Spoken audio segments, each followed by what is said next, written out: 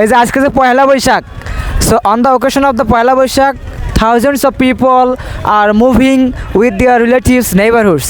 So আজকে আমরা এসেছি একটি অন্যতম জায়গায় গাইবান্ধার, সেখানে অনেক মানুষ এসেছে। সো তাদের মধ্যে দুই একজন মানুষকে সিলেক্ট করলাম কিছু কথা বলার জন্য, যে ভাইয়া পয়লা বৈশাখ আসলে কি, এটা কি পয়লা বৈশাখটি কি?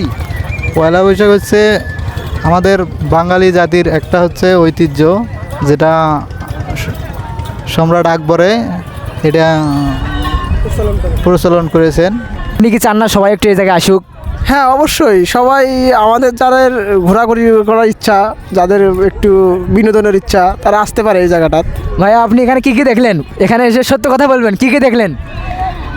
ওই কি দেখছি, যেমন কি প্রাকৃতিক দৃশ্য দেখলাম। প্রাকৃতিক দৃশ্যের মধ্যে তো অনেক কিছুই পড়ে, দু একটা উদাহরণ দেন দেখি।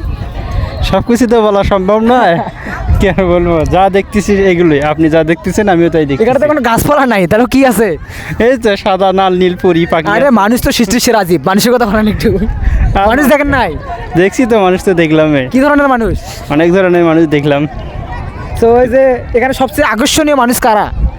আকর্ষণীয় তো মানুষে তো লাল পরি নীল পরি, এগুলোই তো মানুষ দেখার জন্য।